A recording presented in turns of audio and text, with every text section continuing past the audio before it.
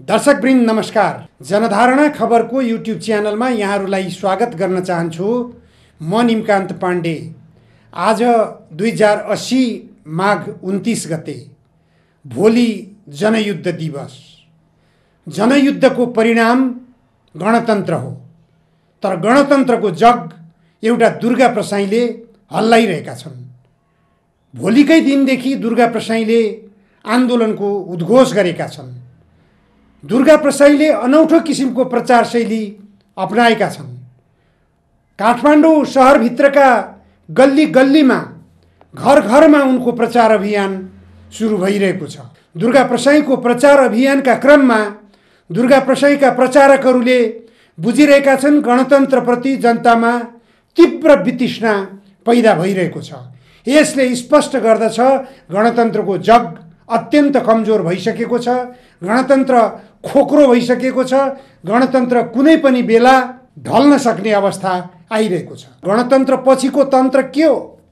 कुन तन्त्रले आएर यो देशमा जनताको तन्त्रको रूप धारण गर्ने हो र जनताका आवश्यकताहरू सम्बोधन गर्ने हो? यो गम्भीर बहसको मुद्दा हो।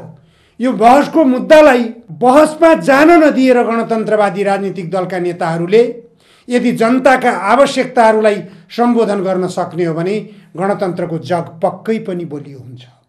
अहिले दुर्गा प्रसाईले गणतन्त्रको जग हल्लायो अथवा गणतन्त्रवादी नेताहरूको अकर्मण्यताको कारणले गर्दा गणतन्त्रको जग हल्लियो?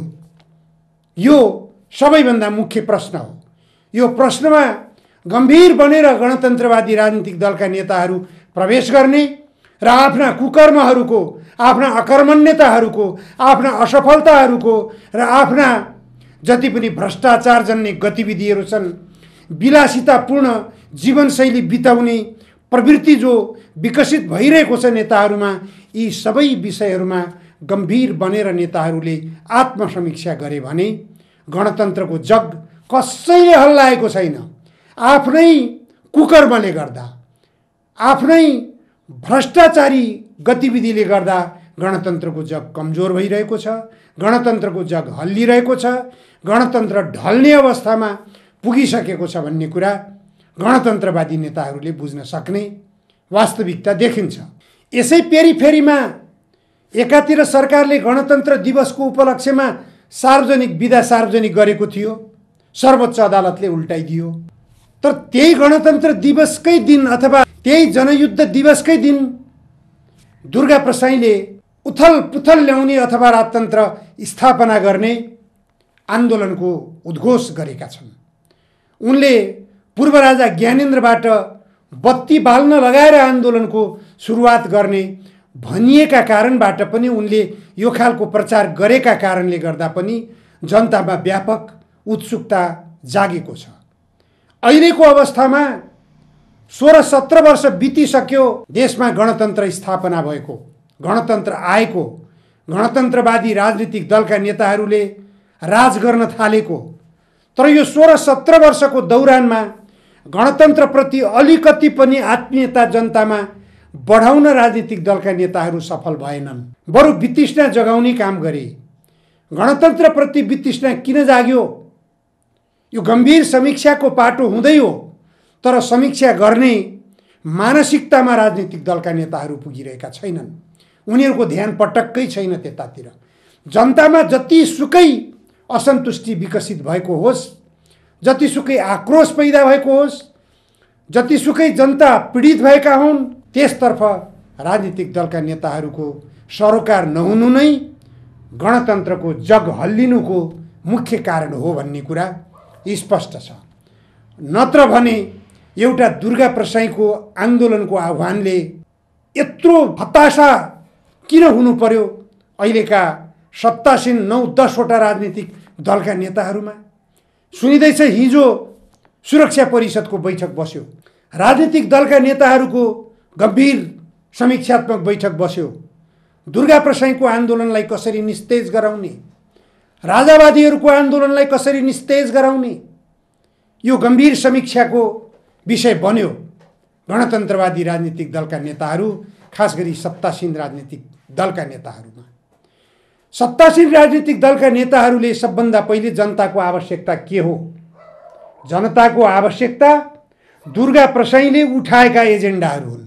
तत्कालका आवश्यकता वित्तीय क्षेत्रबाट पीडित जनतालाई राहत देऊ, ब्याजबाट लुटिएका छन्, विभिन्न लघुवित्तहरूबाट लुटिएका छन्, सहकारीबाट लुटिएका छन्, बैंकहरूबाट लुटिएका छन्, यी जनतालाई राहत देऊ। भ्रष्टाचारी राजनीतिक जनप्रतिनिधि बनाउँदाहरूबाट जनता लुटिएका छन्, आक्रान्त बनाइएका छन् जनता, उनीहरूलाई संरक्षण गर, उनीहरूलाई न्याय देऊ। यति हो कुरा। जनताले अरू के मागेका छन् तत्कालका निम्ति? यति पनि दिन सक्दैनन् गणतन्त्रवादी नेताहरूले। अनि गणतन्त्र खतरामा पर्यो, गणतन्त्र उल्टाउन खोजियो। हिजो चित्रबहादुर केसीले एउटा शब्द बोल्दै हुनुहुन्थ्यो, किन यो कोकोहोलो मच्चाउनु पर्यो? एउटा पूर्व राजाको कारणले गर्दाखेरि गणतन्त्रको जग हल्लियो, गणतन्त्र डुब्न थाल्यो, गणतन्त्र उल्टिन थाल्यो भन्ने डर छ भने ल्याएर थुन्दिम न पूर्व राजा ज्ञानेन्द्रलाई। पूर्व राजा ज्ञानेन्द्रलाई थुन्दिम, सिद्धियो त कुरा। नरहे बाँस न बजे बाँसुरी। चित्रबहादुर केसीको सुझाव ठेट गाउँले भाषामा बोल्नुहुन्छ उहाँ, सबैले बुझ्ने गरी बोल्नुहुन्छ, तर सत्तासीन राजनीतिक दलका नेताहरूले बुझ्दैनन्। अहिलेको यो व्यवस्थाको व्यथितिका कारणबाट चित्रबहादुर केसीका छोरा पनि वैदेशिक रोजगारीमा जानुभएको छ। उहाँले धेरै पटक यो पीडा पोख्नु भएको छ। चित्रबहादुर केसीको छोरा वैदेशिक रोजगारीमा किन जानुभयो होला? किन देशभित्रै उहाँले केही गर्ने सोच बनाउन सक्नु भएन? देशभित्र केही गर्ने अवसर, देशको उप प्रधानमन्त्री समेत भइसकेको नेता, एउटा पार्टीको शीर्ष नेता, त्यसमा पनि कम्युनिस्ट आन्दोलनमा जीवन पर्यन्त लागेको एउटा सम्मानित नेता, एउटा नैतिकवान नेता, नैतिक मूल्य र मान्यतालाई आदर्श बनाएर अगाडि हिँड्दै आएको नेता, उसको छोरा देशभित्र काम गर्ने वातावरण छैन, हातमुख जोड्न सकिने अवस्था छैन, त्यसकारण म त लागेँ भनेर विदेशतिर जान बाध्य भएको छ। देशभित्रका 80 लाख युवाहरूमा बाध्यता सृजना भयो। यो बाध्यताको अन्त्य गर्ने कसले? चित्रबहादुर केसी जस्ता नेताले पनि आफ्नो छोरालाई वैदेशिक रोजगारीमा पठाउन बाध्यता भयो। मेरो जस्तो बाध्यता धेरै घर परिवारमा भएको छ। आफै चित्रबहादुर केसीले बोल्ने गर्नुभएको छ। यो अवस्थाले गणतन्त्रको अवस्थालाई स्पष्ट रूपमा उजागर गरेको छ। त्यसकारण पनि गणतन्त्र किन लोकप्रिय हुन सकेन, किन जनताको तन्त्र हुन सकेन गणतन्त्र, किन लोकतन्त्र हुन सकेन गणतन्त्र, यो गम्भीर रूपमा समीक्षा गर्ने कसले? जसले यो गणतन्त्रको डाडु पन्यु चलाइरहेका छन्। डाडु पन्यु चलाइरहेका नेताहरू को हुन्? शेरबहादुर देउवा, रामचन्द्र पौडेल, प्रचण्ड, केपी ओली, माधव कुमार नेपाल, यति हुन्। यति 5 जना नेताले एउटै टेबलमा बसेर गणतन्त्र अलोकप्रिय भयो, गणतन्त्र ढल्न थाल्यो, गणतन्त्रलाई पूर्व राजाले समेत ललकार्न थाले। एउटा राजावादी ज्ञानेन्द्र शाहीले संसदमा बोल्दाखेरि गणतन्त्रवादी नेताहरू तै चुप मै चुप भएर बस्नुपर्ने अवस्था सृजना भयो। अब केही गरौँ भनेर 5 जना नेताहरू बसेर छलफल गर्नुस् त। गर्नुपर्ने के हो? केही पनि छैन। जनताका छोराछोरीहरूलाई निःशुल्क पठन पाठनको व्यवस्था गरिदिनुस्। किन जान्छन् वैदेशिक रोजगारीमा? वैदेशिक रोजगारीमा गएर रोजगारीबाट केही आम्दानी गर्ने र त्यही आम्दानीबाट उच्च शिक्षा हासिल गर्ने। 12 कक्षा पास गरेका नेपाली युवाहरूको सपना त्यो बाहेक अरू केही पनि छैन। वैदेशिक रोजगारीमा गएर सजिलो तरिकाले उच्च शिक्षा हासिल गर्ने। यो अवस्था देशभित्र सृजना गर्न किन सकिँदैन? यो व्यवस्था देशभित्र गर्न किन सकिँदैन? शिक्षा नैसर्गिक अधिकार हो, संविधानको धारामा किन लेखियो? अनि त्यो धारालाई कार्यान्वयन गर्न सकिन भने के को गणतन्त्र? किन यो गणतन्त्र चाहियो जनतालाई? ढालिदिए भयो। जनताको लागि गणतन्त्रको आवश्यकता किन? जनताले शिक्षा पाउँदैनन्, जनताले स्वास्थ्य पाउँदैनन्, जनताले बत्ती बाल्न पाउँदैनन्, जनताले भान्सामा भात पकाउन पाउँदैनन्। यी सबै कुरामा जनताले खर्च बेहोर्नुपर्छ। खर्च धान्नको निम्ति वैदेशिक रोजगारीमा छोराछोरीलाई पठाउनु पर्ने। अनि तपाईँ अकर्मण नेताले भरिएका 5 जना नेताहरू यो देशको शासक बन्नुपर्ने, तपाईँहरूलाई शासक मान्नुपर्ने नेपाली जनताले। यो अवस्थाको सिर्जना किन भयो? यो अवस्थाको सिर्जना कसले गर्यो? पूर्व राजा ज्ञानेन्द्र शाहले गरे। युवाहरूलाई सारा बेरोजगार बनाएर वैदेशिक रोजगारीमा जाने परिस्थितिको सिर्जना राजतन्त्र सक्रिय रहेको बेलामा होइन, राजतन्त्र संवैधानिक परिधिभित्र बाँधिएर रहेको बेलामा भएको हो। अहिले राजतन्त्र नभएको बेलामा कमसेकम गणतन्त्रलाई लोकप्रिय बनाउनको निम्ति पनि, गणतन्त्रलाई जनताको तन्त्र बनाउनको निम्ति पनि राजनीतिक दलका नेताहरूले यी जनताका आवश्यकताहरूलाई सम्बोधन गर्नुपर्ने होइन र छैन। त्यसतर्फ पटक्कै पनि राजनीतिक दलका नेताहरूको सोचाइ छैन। दुर्गा प्रसाईले भोलि फागुन 1 गतेबाटै आन्दोलनको सुरुवात गरेका छन्। त्यसपछि केही दिनपछि राष्ट्रिय प्रजातन्त्र पार्टी, राजेन्द्र लिङदेनको नेतृत्वको राष्ट्रिय प्रजातन्त्र पार्टीले आन्दोलनको सुरुवात गर्दैछ। त्यसपछि केशरबहादुर बिष्टको पार्टीले पनि आन्दोलनको सुरुवात गर्दैछ।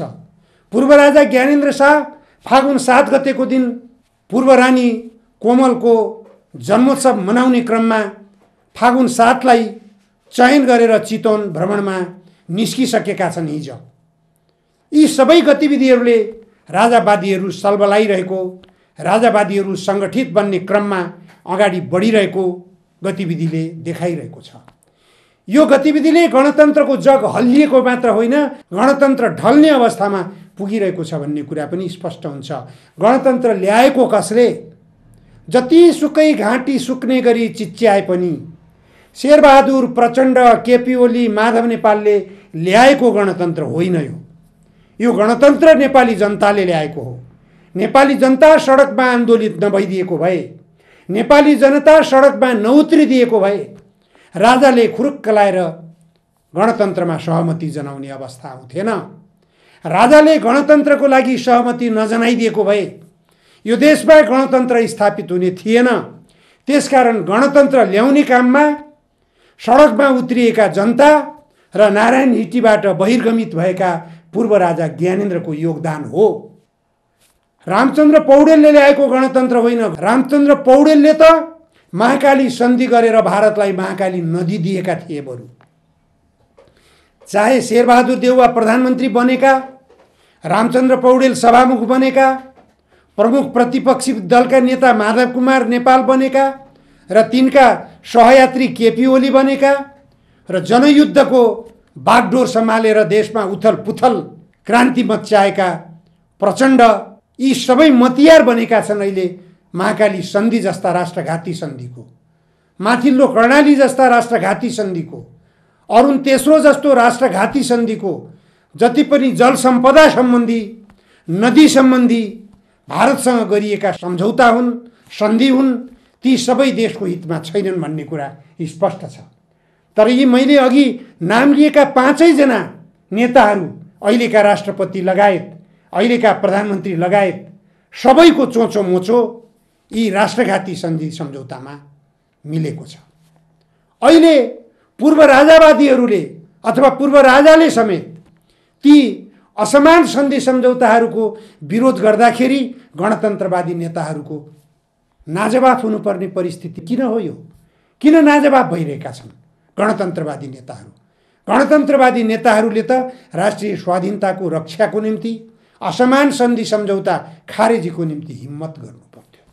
कमसे कम नेपाली काङ्ग्रेस र नेकपा एमाले मिलेर महाकाली सन्धि गरेका थिए। 27 वर्ष अगाडि गरिएको महाकाली सन्धि हो त्यो। त्यो सन्धि अहिलेसम्म कार्यान्वयन गर्न सकिएको छैन। केवल भारतले महाकाली नदी होल्ड गरेर बस्यो। त त्यो होल्ड गरेर मात्रै बसेको महाकाली सन्धिलाई खारेज गर्दा बित्तिकै कालापानी, लिपुलेक र लिम्पियाधुराको विवाद समाधान हुन्छ। त्यो खारेज गर्न किन सक्दैनन्? त्यो खारेज गराउनको निम्ति कमसेकम 10 वर्षसम्म जनयुद्ध हाँकेको भनेर दाबी गर्दै आएका प्रधानमन्त्री पुष्पकमल दाहाल प्रचण्डले हिम्मत किन गर्न सक्दैनन्? त्यो हिम्मत गर्नको निम्ति नेपाली काङ्ग्रेसको बैशाखी टेकेर, नेपाली काङ्ग्रेसको पुच्छर समातेर बैतरनी पार गर्छु भन्ने सपनाबाट बिउजनु पर्यो। त्यो सपनामा बल्झिरहनु भएन प्रचण्डजी, माधव नेपालजी, केपी ओलीजी। तपाईहरूले देशको वस्तुस्थितिको मूल्याङ्कन किन गर्न सकिरहनु भएको छैन? तपाईहरूकै सेरोफेरोमा हिँडिरहेका दुर्गा प्रसाई आज तपाईहरूको निम्ति ठुलो चुनौती बनिरहेका छन्। किन उनी चुनौती बने? यो समीक्षा गम्भीर रूपमा गर्नुस्। तपाईहरूलाई जोड्नको निम्ति हिज कृतसङ्कल्पित भएर समर्पित भएर लागेका दुर्गा प्रसाई तपाईहरूलाई सङ्गठित बनाएपछि, एकीकृत कम्युनिस्ट पार्टी निर्माण गरेपछि उनी सक्रिय भएर कम्युनिस्ट पार्टीमा लागेका थिए। तर उनी सक्रिय भएर कम्युनिस्ट पार्टीमा लाग्दा पनि जनताले भोगिरहेको जो ब्याजको पीडा हो, जनताले वित्तीय क्षेत्रबाट जो आतंकको वातावरण भोगिरहेका थिए, त्यसबाट मुक्ति दिलाउन उनले अथक प्रयत्न गरे। त्यो प्रयत्नमा तपाईहरू कम्युनिस्ट पार्टीको नेतृत्वको सरकार हुँदा पनि तपाईहरूले कुनै काम नगरेकै कारणले गर्दा दुर्गा प्रसाई तपाईहरूबाट विकर्षित भएर छुट्टै आन्दोलनको अगुवाई गरेर हिँडे। उनले राजालाई काँधमा बोकेर उनले आन्दोलनलाई सफलताको सिँढीमा पुर्याउन प्रयास गरिरहेका छन्। तर उनका आन्दोलनका एजेन्डाहरूलाई आजै जनयुद्ध दिवसको पूर्व सन्ध्यामा प्रचण्ड नेतृत्वको सरकारले वित्तीय क्षेत्रका सबै समस्याहरू समाधान गर्नको निम्ति एउटा शक्तिशाली आयोग गठन गरेको घोषणा गर्न सकिन्छ।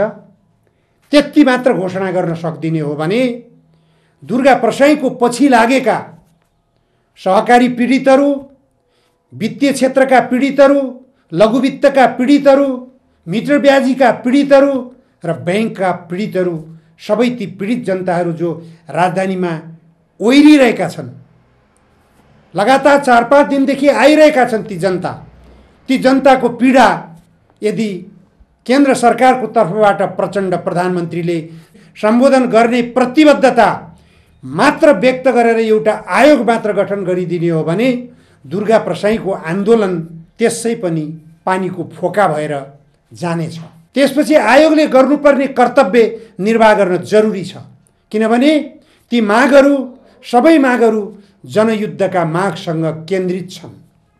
यिनै मागहरूको निम्ति जनता मृत्युवरणको निम्ति लामबद्ध भएका थिए र 17,000 नेपाली जनताले रगत बगाएका पनि हुन्। त्यो 17,000 जनताको रगतको पोखरीमा उभिएको प्रचण्डको नेतृत्वको सरकार रहेको बेलामा ती जनताले जुन कारणबाट रगत बगाएका हुन्, त्यो कारणलाई सम्बोधन गर्न प्रचण्डलाई केले रोकेको छ? किन रोकिएको छ? गणतन्त्रले जनताका समस्यालाई सम्बोधन गर्न सक्दैन भने यो गणतन्त्र जनताको निम्ति किन आवश्यक पर्यो? जनताले प्रश्न उठाउन पाउने कि नपाउने?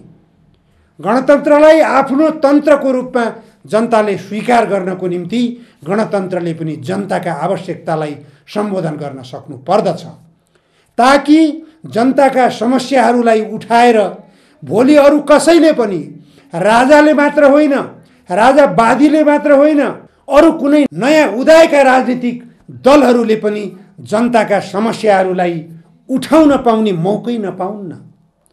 जनताका समस्याहरूलाई सम्बोधन गरिदिने हो भने जनताका समस्याहरू उठाउन नयाँ दल तयार हुन सक्छन् र उनीहरूले अवसर प्राप्त गर्न सक्दैनन्।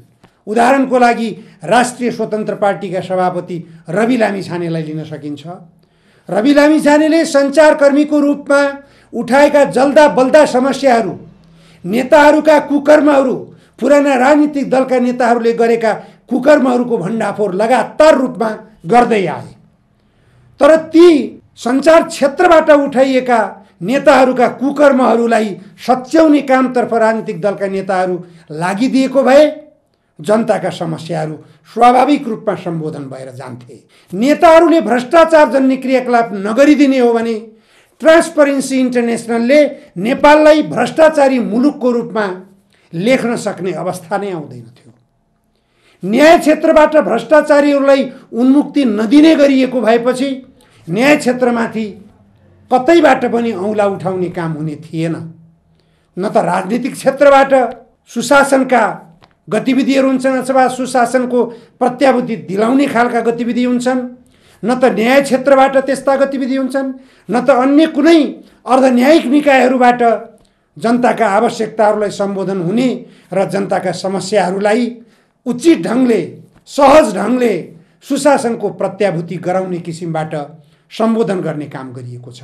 यी सबै नहुँदा कहिले राजावादीहरूले उठाउँछन्, कहिले नयाँ राजनीतिक दलहरूले उठाउँछन्, कहिले हामी जस्ता सञ्चारकर्मीहरूले उठाउनु पर्ने बाध्यता भइदिन्छ, जो जनताका समस्या उठाउँदाखेरि राजनीतिक दलका नेताहरूको विरोध गरेको जस्तो हुन्छ। मलाई कहिलेकाहीँ प्रचण्डजीको पार्टीका कार्यकर्ताहरूले फोन गर्ने गर्छन्, तपाईले प्रधानमन्त्री प्रचण्डलाई मात्रै किन लखेटिरहनुहुन्छ? मैले जवाब दिने गर्छु, किनकि सबैभन्दा बढी आशा प्रचण्डबाटै गरिएको हो। जोबाट आशा गरिएको हुन्छ उसले केही गर्दै गर्दैन, उसलाई लखेट्ने भन्दा पनि मैले त जनताको समस्या उठाइरहेको छु। अर्को एउटा दृष्टान्त यहाँ मलाई राख्न आवश्यक लागिरहेको छ। नेपालको हितको निम्ति कुनै कुरो उठाउन थाल्यो, भारतीय शासकहरूले यो त भारतको विरोधी रहेछ भन्छन्। लिपुलेक, लिम्पियाधुरा र कालापानी नेपालको हो कि होइन? नेपालको हो भन्दा बित्तिकै यो त भारत विरोधी रहेछ भन्छन्। सुस्ता क्षेत्रमा नेपाली सीमा भारतले मिच्यो भनेर लेख्यो, बोल्यो, यो त भारत विरोधी रहेछ भनेर भन्छन्। नेपालका सबै ठुला ठुला नदीहरूमा भारतले गिद्धे दृष्टि लगायो, नेपालको हितमा कुनै पनि सन्धि सम्झौता गरेन भनेर बोल्यो, नेपालको हितमा कुरा गर्यो।